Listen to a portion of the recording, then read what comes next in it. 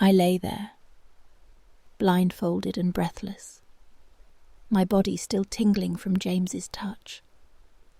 The room was quiet, the warmth of the fireplace in our suburban New York apartment wrapping around me, my mind lost in the moment.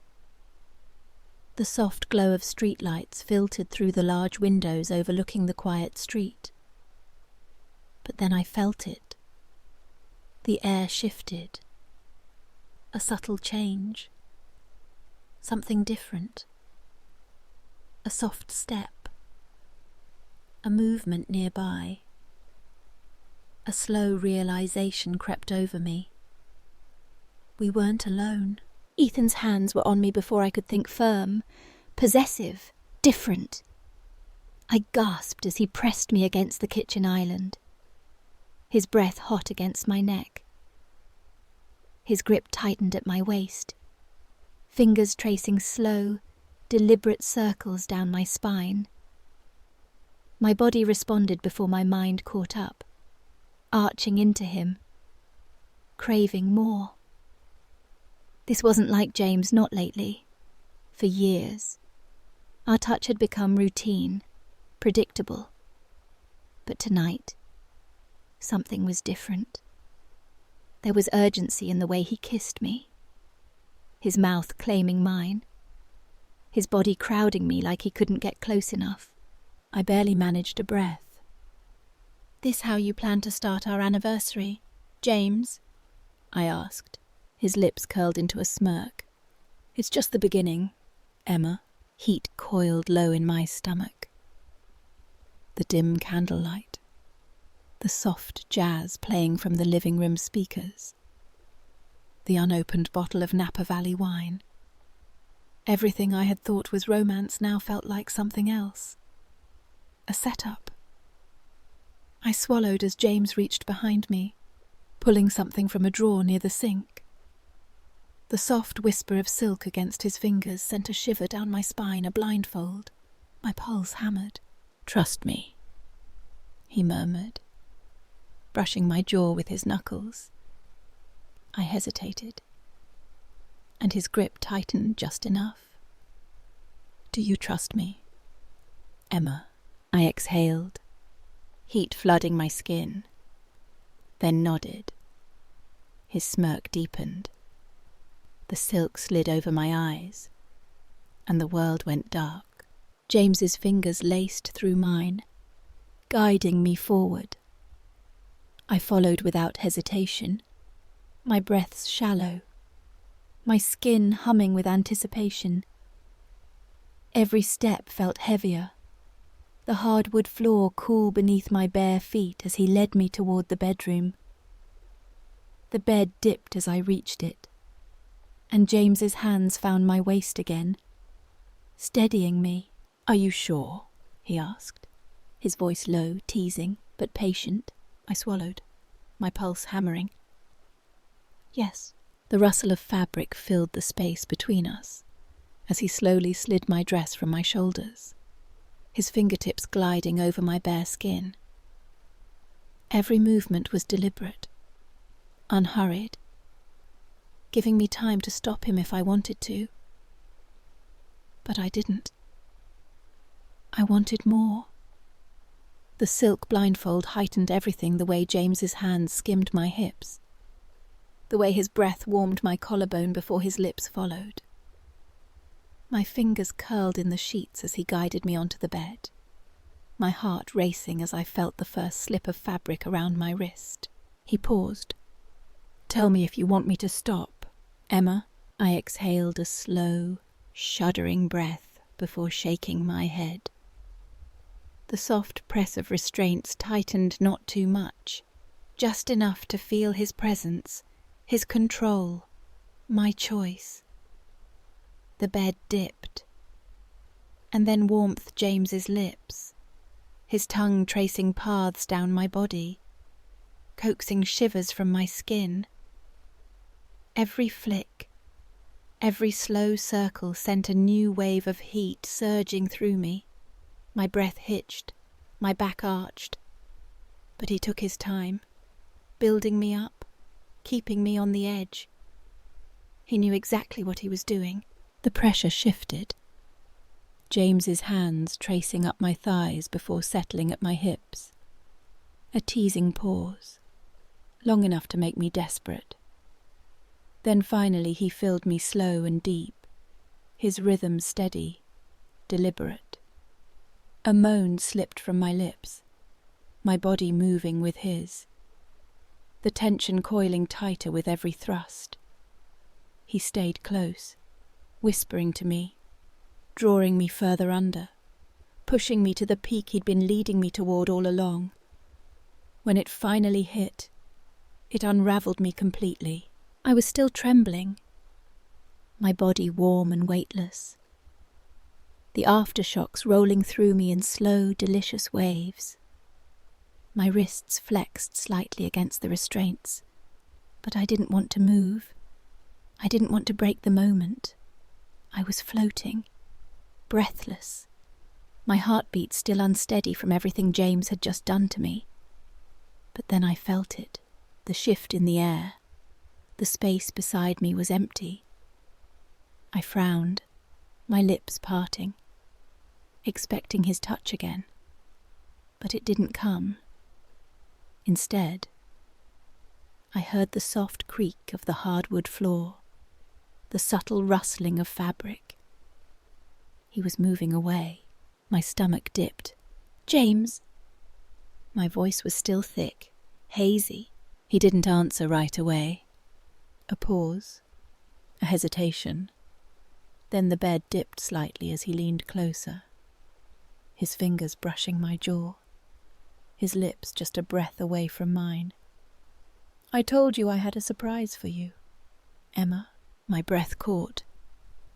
I barely had time to process before I heard the door unlocking. The hinges groaned softly as it swung open. A chill ran down my spine. Someone else was here. "She looks even better than I imagined," Ethan said. Heat surged through me, my chest tightening, my breath coming in shallow, uneven gasps. I was still blindfolded, still tied, still breathless. And now we weren't alone. My senses sharpened in the darkness. I could hear them, both of them. The warmth of James's touch lingered on my skin, grounding me, even as Ethan's presence sent a rush of heat through me. Was I nervous? Yes, but beneath that, there was something else: curiosity, want, anticipation. I swallowed hard as their voices drifted around me, low and teasing, filling the space between my own ragged breaths.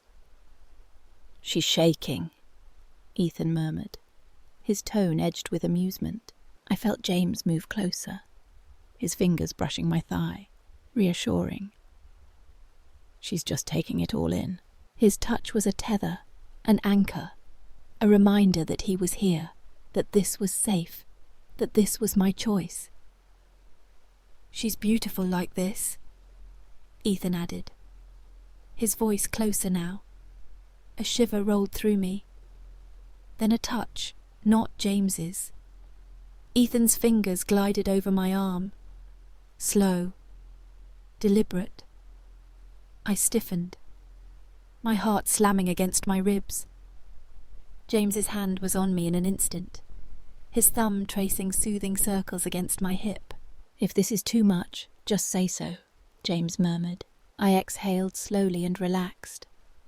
The tension stretched between us, the air thick with anticipation. No one moved. It was as if they were waiting for me, for my signal, for my permission. A breath ghosted against my ear, deep and measured. Then a whisper. "Only if you want this, Emma." My lips parted, my pulse raced, and then I made my choice. Ethan's first touch of his lips was tentative, testing, lingering before pressing more firmly against mine. I inhaled sharply, my body tensing for a moment before melting into it. My senses were already drowning in sensation, the heat of his mouth, the rough contrast to James's familiar touch, sent a shudder racing through me. James's hands squeezed mine, grounding me, his lips trailing over my shoulder, whispering against my skin. "You're perfect like this, Emma." Then a new sensation, Ethan's presence at my lips. Firm and expectant. My pulse pounded. I hesitated for only a second before parting my lips, welcoming him, feeling the weight of the moment settle between us. His low groan sent a rush of warmth through me, and James's mouth found my throat, his teeth grazing just enough to make my breath hitch. The contrast between them, between the unfamiliar and the known, was intoxicating. I was lost in it. By the time Ethan leaned back, my pulse was racing, my breath uneven. Then his hands guided me lower, his presence commanding. His hands settled on my hips, steadying me as the warmth of him pressed closer. My lips parted in a silent gasp. He was consuming. James's hand tangled in my hair, his voice a low rasp in my ear. "Breathe, Emma," he reminded me, kissing the shell of my ear, trailing lower. Ethan moved, his touch deliberate, his rhythm patient, but knowing. It built heat, unfurling in my stomach, tightening, coiling. His grip tightened as the pace quickened. James's lips moving in time with his, teasing, coaxing. I was unraveling, just when I thought I couldn't take any more. They shifted me. The silk loosened from my wrists, but the blindfold remained, keeping me wrapped in darkness, in sensation. Ethan's strong hands lifted me, steadying me as they guided me forward, adjusting me with care. I braced against him, my breath unsteady as my hands pressed against the firm planes of his chest. The sensation of his body beneath mine was different, new and untested, but the warmth of James's touch remained, grounding me. I moved cautiously at first, easing into the motion, letting my body find its rhythm. A slow build of movement sent a ripple of awareness through me, heightening every touch, every whisper between us. A low hum of approval rumbled from Ethan beneath me, his hands offering silent encouragement. James's fingers traced along my skin, feather-light, teasing. His mouth brushed my collarbone, whispering things only I could hear, things that sent shivers racing down my spine. The moment stretched, time bending around me, the intensity growing with each passing second. I could hear their voices, feel their focus, their presence keeping me balanced between them. I had never felt more alive. Just as I felt myself slipping over the edge, they moved me again. James's familiar hands guided me backward, supporting me as I adjusted, settling into the warmth of his embrace. His presence wrapped around me, a tether pulling me close. His hands explored with unhurried reverence, his touch patient, savouring the moment, drawing it out like a lingering note in a song. I leaned into him, letting him lead our movements, sinking effortlessly. James's breath fanned against my neck, his whispered praises sending waves of anticipation through me. I could feel the depth of his desire in the way he held me, the way his fingers traced slow, deliberate patterns over my skin. Everything was in perfect harmony until I felt Ethan's presence behind me. His hands settled at my waist, gentle yet sure. A shiver ran through me, anticipation curling through my stomach as I felt the steady pressure of him aligning with me. James whispered against my ear, his voice steady, reassuring. His hands continued caressing, teasing. A slow inhale, a pause, and then a new sensation.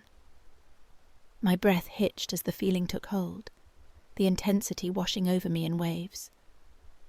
It was unfamiliar but thrilling, new but deeply consuming. They worked together, keeping me balanced between them, their touch a steady rhythm guiding me through the moment.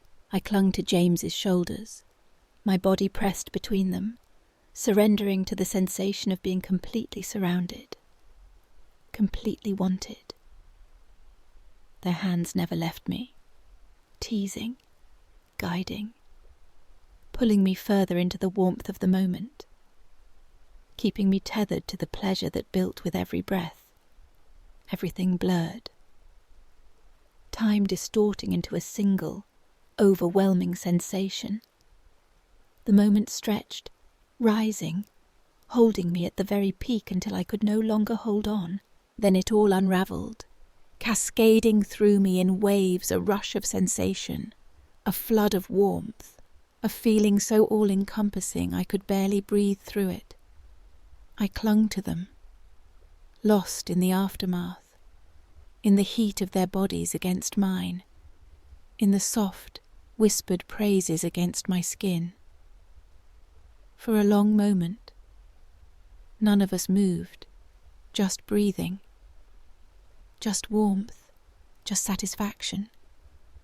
I still couldn't see, but I'd never felt more aware of everything. I lay there, breathless, the weight of what had just happened settling over me. James gave me the ultimate gift, but was it really for me? Or was it for him? The blindfold still clung to my eyes, soft and cool against my flushed skin. My heartbeat thundered in my ears, a rhythm that refused to slow. The air in the room felt heavier now, thick with the scent of candle wax and the faint musk of our shared intimacy. The hardwood floor creaked again, softer this time, as if someone was stepping carefully, deliberately. I tilted my head, straining to listen, to understand what was happening now that the intensity had ebbed. James's hand rested lightly on my shoulder, a familiar anchor in the sea of sensations that still swirled through me. I could feel his warmth, his presence, but there was something else, a quiet shift in his touch, a hesitation I hadn't noticed before. Ethan's presence lingered too, though his hands had withdrawn. The space between us felt charged, electric, as if the moment we'd just shared had left an invisible thread connecting us all. "Emma," James whispered, his voice softer now, almost tentative. "Are you okay?" I nodded, though the motion felt small, almost insignificant in the darkness of the blindfold. My voice felt trapped in my throat, tangled with the emotions that surged through me. Satisfaction, confusion, vulnerability, and a strange, exhilarating sense of power. I had chosen this. I had let it happen. But now, in the quiet aftermath, questions began to surface, bubbling up like ripples on a still lake. I reached up, my fingers brushing the edge of the blindfold. "Can I?" I started, my voice hoarse. James's hand covered mine, gentle but firm. "Not yet," he said, and there was a note in his voice I couldn't quite place, something between reassurance and insistence. "Just stay with it a little longer," I exhaled, letting my hand fall back to the bed.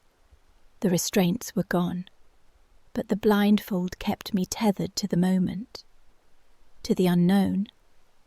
I could hear Ethan moving again, the soft rustle of fabric as he adjusted his position. Was he leaving? Staying watching? The uncertainty sent a fresh wave of heat through me, though this time it was laced with something else: curiosity, yes, but also unease. "James," I said again, my voice steadier now. "What?" What was this? He didn't answer immediately.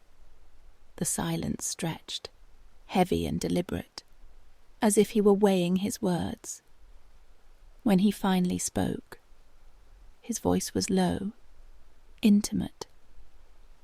But there was an edge to it, a vulnerability I hadn't expected.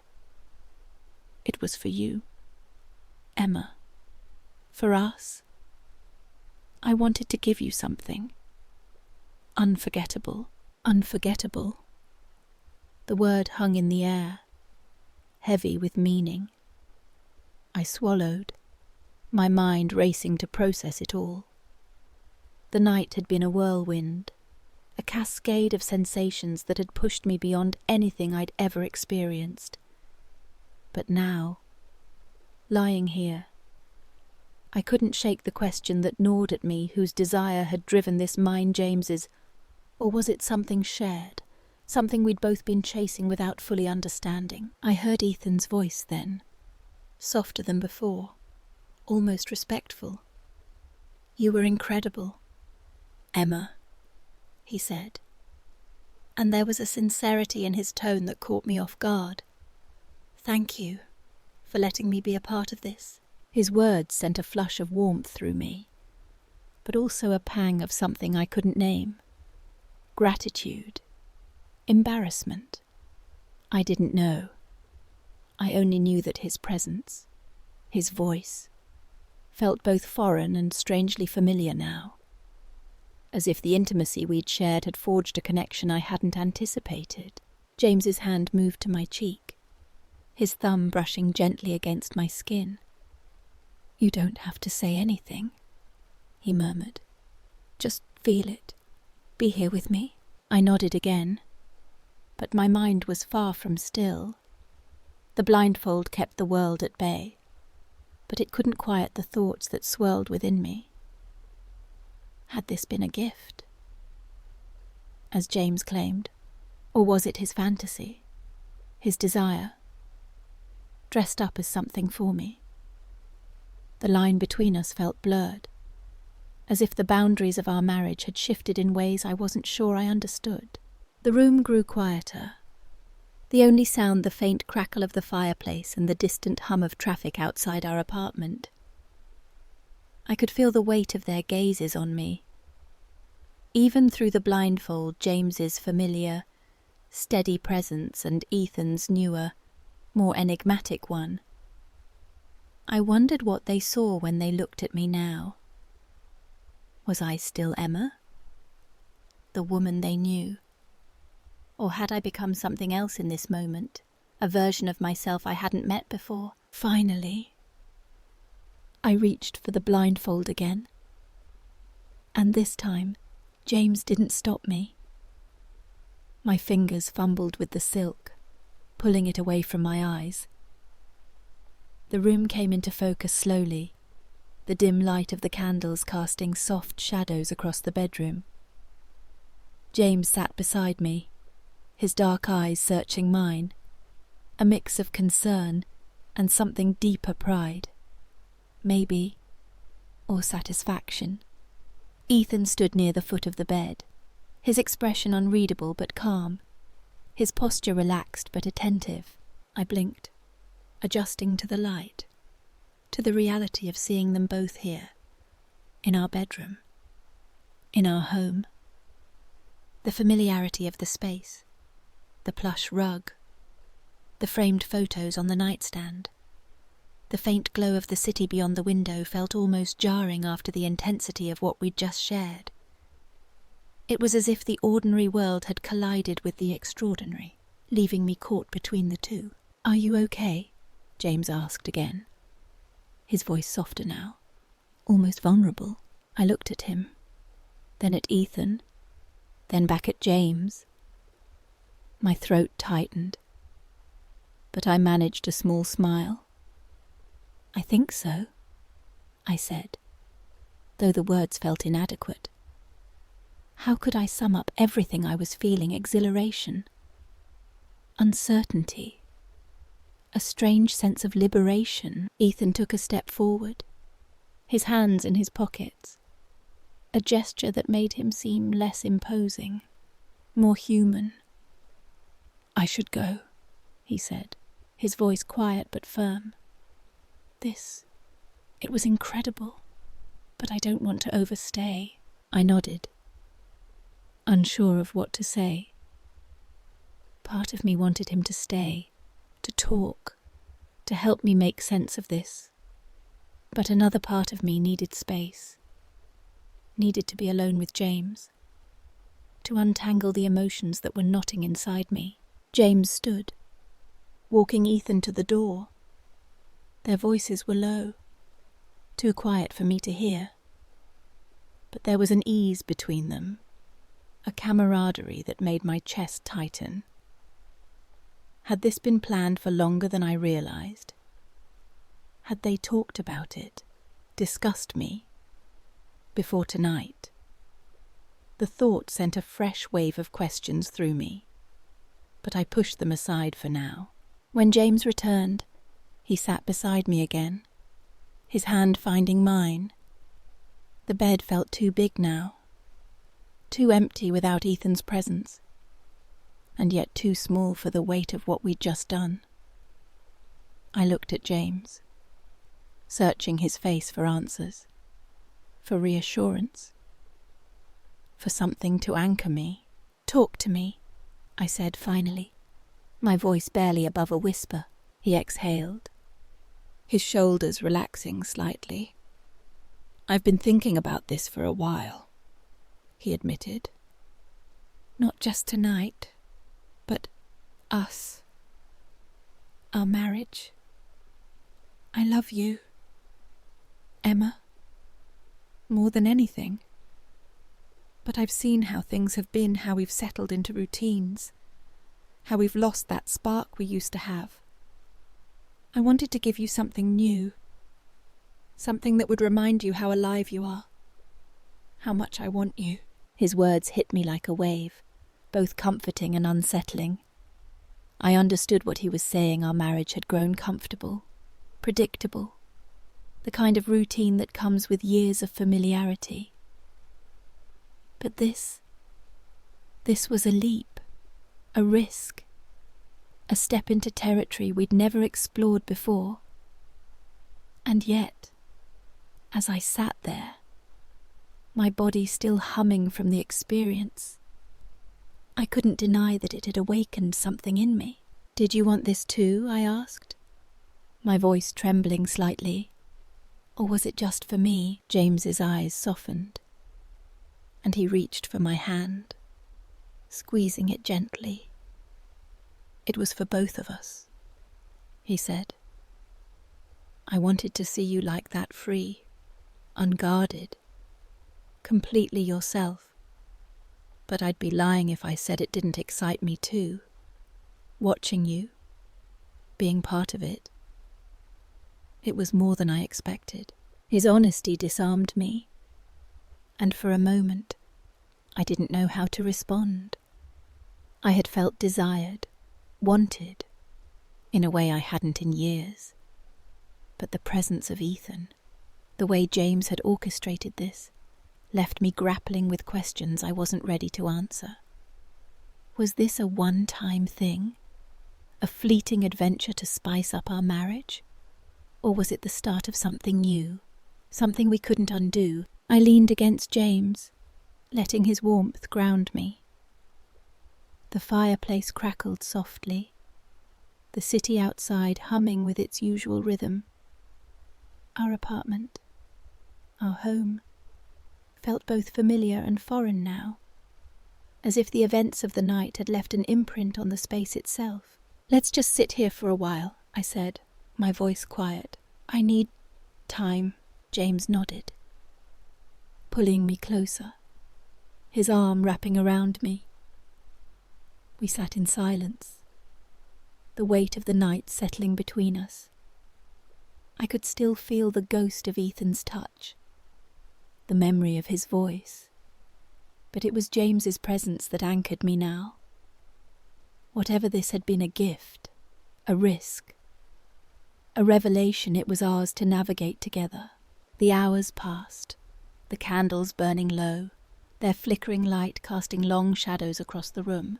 I thought about the life we'd built, our quiet mornings over coffee, our late-night walks through the city, the way James always knew how to make me laugh when I needed it most. This night had shaken that foundation, but it hadn't broken it. If anything, it had forced me to see James in a new light, not just as my husband, but as someone willing to push boundaries, to take risks, to keep our love alive. As dawn approached, the first hints of light creeping through the windows, I felt a shift within me. The questions were still there, lingering like the faint scent of candle wax. But so was a sense of possibility. Maybe this wasn't about answering every question, about defining what this night meant for us. Maybe it was about embracing the unknown, about trusting that we could face it together. I turned to James, his face soft in the dim light, and pressed a kiss to his cheek. "Thank you," I whispered, the words carrying more weight than I could explain. He smiled, a quiet, knowing smile, and pulled me closer.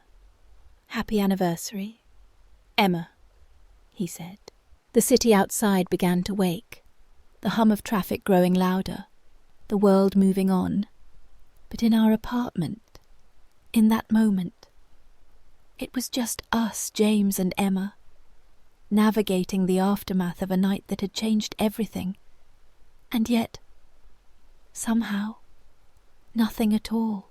The days that followed were a strange blend of normalcy and unease. By morning, the apartment looked the same: coffee mugs in the sink, the throw blanket draped over the couch, the faint smell of last night's wine lingering in the air.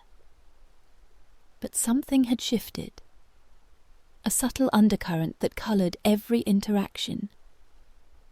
James was attentive, maybe more so than usual, his touches lingering a little longer, his smiles carrying a question he didn't voice. I caught myself watching him, searching for signs of what he was thinking, what he felt about what we'd done. I went through the motions of our routine morning jogs along the Hudson, meetings at the marketing firm where I worked, dinners at our favourite Italian place in Westchester. But the memory of that night clung to me, vivid and unrelenting. I'd catch myself staring out the window at work, replaying the feel of Ethan's hands, the sound of James's whispers, the way my body had responded without hesitation. It was exhilarating, but it was also unsettling, like stepping onto a tightrope and realizing there was no net below. One evening, a week later, I sat on the couch, the TV playing some mindless reality show in the background. James was in the kitchen, chopping vegetables for dinner, the rhythmic sound of the knife against the cutting board oddly comforting. I wanted to talk about it, to lay everything bare, but the words felt heavy, too big for the quiet domesticity of the moment. "James, I called," my voice softer than I intended. He looked up, wiping his hands on a dish towel, his expression open but cautious. "Yeah." I hesitated, twisting the edge of the blanket in my fingers. "Do you think about it?" That night, he set the towel down and walked over, sitting beside me on the couch. His hand rested on my knee, a familiar gesture that felt both grounding and electric. "Every day," he said, his voice low. "Do you?" I nodded, my throat tight. I don't know what to make of it. I admitted, it was incredible. But it's also a lot. I keep wondering what it means for us. For me. James's eyes softened, and he leaned closer, his hand sliding up to cup my cheek. "It means whatever we want it to mean. Emma, it doesn't have to change who we are." It was a moment, a big one. Yeah, but it's still us. You and me. His words were comforting, but they didn't erase the questions that lingered. Had that night been a gift, as he'd said, or had it opened a door we couldn't close? I thought about Ethan, about the way his presence had shifted the dynamic between us. He hadn't reached out since that night, and James hadn't mentioned him. But his absence felt like a presence in itself, a shadow that lingered in the corners of our apartment. Do you think we'd ever do something like that again? I asked, my voice barely above a whisper. James's expression flickered, a mix of surprise and something else, curiosity. Maybe, or anticipation. Do you want to? He asked, turning the question back on me. I didn't have an answer.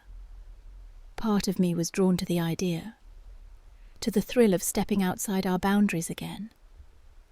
But another part of me was afraid of what it might mean, of how it might change us. I loved James, loved the life we'd built, but that night had shown me a side of myself I hadn't known existed, and now that I'd seen it, I wasn't sure I could go back. I don't know, I said finally. Maybe, but not yet. James nodded, his thumb brushing gently against my cheek. We don't have to decide now, he said. We've got time. Time. The word felt both reassuring and daunting. Time to process, to understand, to decide what this meant for us. But as I looked at James, at the man I'd built a life with, I felt a quiet certainty settle over me. Whatever came next, we'd face it together. Over the next few weeks, we fell back into our routine. But it was different now, infused with a new kind of awareness. We talked more, not just about that night, but about everything: our hopes, our fears, the things we'd stopped saying over the years. It was as if that night had cracked something open, letting us see each other in a new light. One Saturday, we took a drive up to the Hudson Valley, the autumn leaves painting the landscape in shades of red and gold. We stopped at a small winery, tasting samples of crisp Riesling and laughing over nothing in particular. It felt good, normal, but there was a new depth to it, a sense that we were rediscovering each other. As we sat on the winery's patio, overlooking the rolling hills, James reached for my hand. I love you, Emma, he said, his voice steady, certain, no matter what. That's never going to change. I squeezed his hand, my heart swelling. I love you too, I said, and for the first time in weeks, I felt like I could breathe. The memory of that night with Ethan didn't fade, but it became part of our story, a chapter we'd written together. It wasn't the end, and it wasn't the beginning. It was just a moment, one that had pushed us to confront who we were and who we wanted to be. And as we drove back to our apartment, the city skyline glowing in the distance, I realized that maybe that was the true gift, not the experience itself, but the way it had brought us closer, had reminded us that love, like life, was about taking risks, about trusting each other, about embracing the unknown. We didn't see Ethan again, but his presence lingered in the way we touched, the way we talked, the way we looked at each other. And as the weeks turned into months, I began to see that night not as a singular event, but as a spark that had reignited something in us, something worth holding on to. By the time our next anniversary rolled around, we were different, stronger, maybe more honest. We didn't need another grand gesture, another surprise. We had each other, and that was enough. But as I lay in bed that night, James's arm draped over me. I couldn't help but smile at the thought of what we'd shared, what we'd dared to explore. It wasn't perfect, and it wasn't simple, but it was ours. And in the quiet of our suburban New York apartment, with the city humming outside and the fireplace casting its warm glow, I knew that whatever came next, we'd face it together, unafraid of the unknown, ready for whatever sparks might light our way.